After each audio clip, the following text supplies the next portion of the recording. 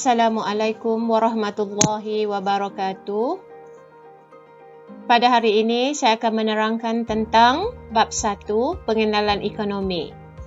Selepas mempelajari bab ini, adalah diharapkan pelajar-pelajar akan dapat mentakrifkan bidang kajian ekonomi, menerangkan unit-unit ekonomi, menerangkan faktor-faktor pengeluaran, menerangkan masalah ekonomi dan masalah asas ekonomi, mentakrif dan menerangkan jenis barang. Definisi ekonomi. Ekonomi merupakan satu bidang sains sosial yang mengkaji tentang gelagat atau perlakuan manusia menggunakan faktor pengeluaran atau sumber-sumber ekonomi yang terhad untuk memaksimumkan kehendak manusia yang tidak terbatas. Terdapat perbezaan di antara mikroekonomi dan makroekonomi. Mikroekonomi merupakan satu kajian yang menganalisis interaksi atau gelagat antara unit-unit ekonomi secara individu atau tersendiri. Manakala makroekonomi merupakan satu kajian yang menganalisis kegiatan ekonomi serta interaksi antara unit-unit ekonomi dalam menentukan tingkat pencapaian ekonomi. Unit-unit ekonomi. Terdapat 4 unit ekonomi. Yang pertama ialah isi rumah. Isi rumah ialah individu atau sekumpulan individu yang membuat keputusan keuangan secara bersama.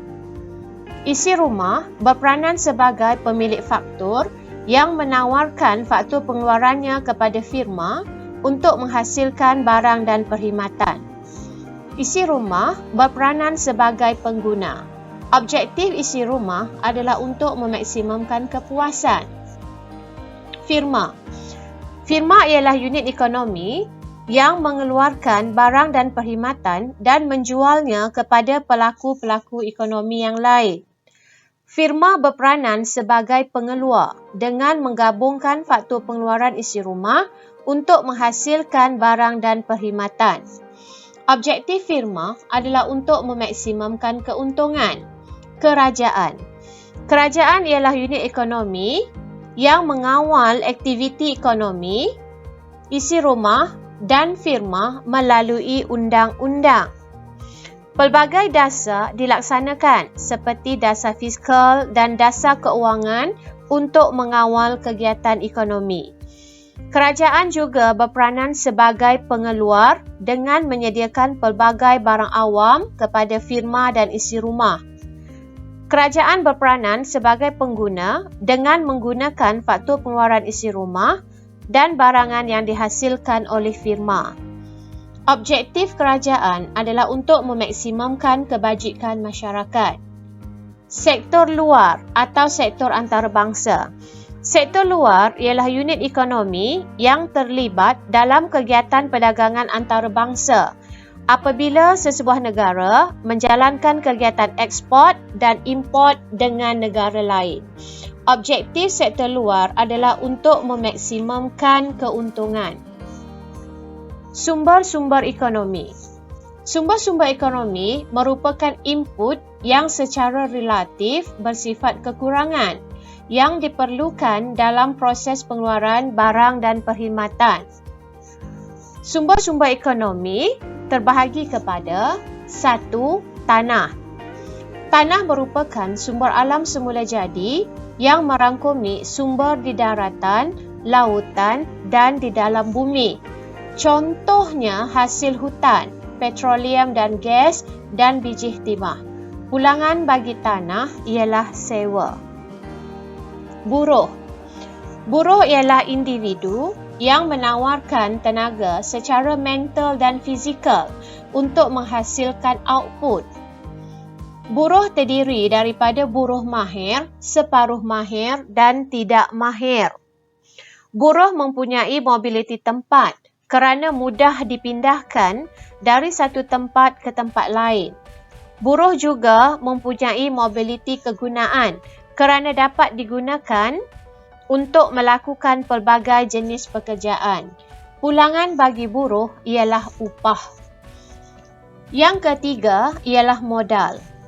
Modal ialah faktor pengeluaran ciptaan manusia seperti peralatan, jentera dan kilang yang digunakan untuk meningkatkan keupayaan pengeluaran bagi menghasilkan barang dan perkhidmatan.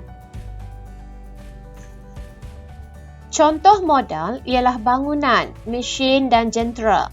Pulangan bagi modal ialah bunga atau faedah. Sumber ekonomi yang keempat ialah usahawan.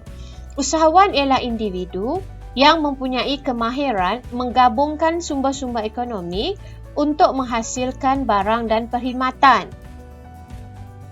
Usahawan memainkan peranan dalam perkara berikut. Yang pertama, menggabungkan faktor pengeluaran untuk menghasilkan barang dan perkhidmatan. Yang kedua, melakukan inovasi dan pembaharuan untuk mengeluarkan keluaran yang baru dan memperkenalkan kaedah baru untuk menghasilkan barang dan perkhidmatan. Usahawan juga menanggung risiko ketidakpastian kerana usaha menghasilkan keluaran baru adalah berdasarkan ramalan terhadap permintaan ke atas keluaran baru yang dihasilkan. Pulangan bagi usahawan ialah untung. Masalah ekonomi. Sumber ekonomi adalah terhad kerana sumber ekonomi sedia ada dalam sesebuah negara tidak mencukupi untuk menghasilkan semua barang dan perkhidmatan yang dikehendaki oleh masyarakat. Tetapi kehendak manusia adalah tidak terbatas. Kerana kehendak manusia adalah pelbagai dan keinginan memiliki barang yang baru adalah tinggi walaupun sudah memiliki sesuatu barang. Kesannya, wujud masalah ekonomi iaitu kekurangan, pilihan dan kos lepas. Masalah ekonomi yang dihadapi oleh isi rumah. Yang pertama, kekurangan. Kekurangan oleh isi rumah ialah kekurangan pendapatan atau wang. Ekoran itu, isi rumah perlu membuat pilihan antara memilih barang yang paling utama iaitu yang paling penting. Tujuan membuat pilihan adalah untuk memaksimumkan kepuasan. Kos lepas. Apabila isi rumah memilih barang keperluan atau yang paling utama, maka kos lepasnya ialah barang kehendak atau barang yang kurang penting. Masalah ekonomi oleh firma. Kekurangan.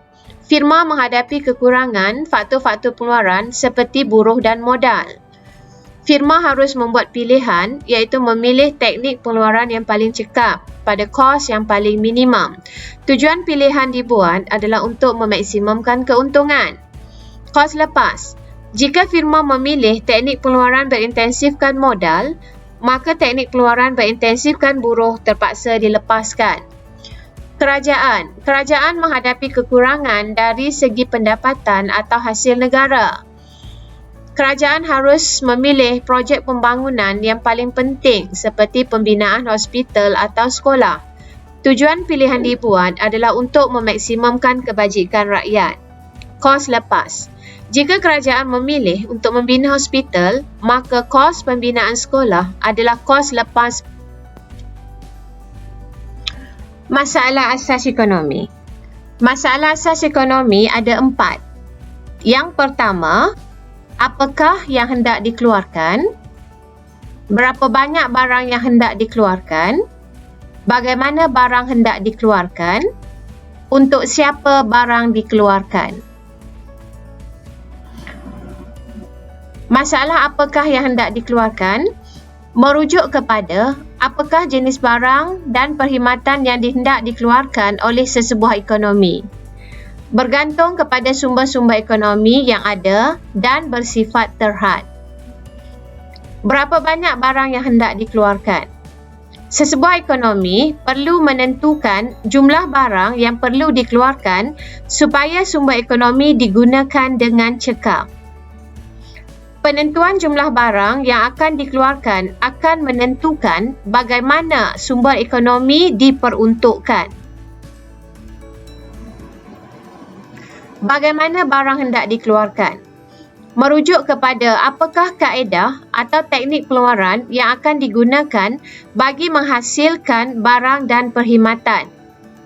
Ekonomi akan memilih teknik pengeluaran yang paling cekap, sama ada berintensifkan buruh atau modal, yang mana paling meminimumkan kos dan memaksimumkan keuntungan. Untuk siapa barang dikeluarkan?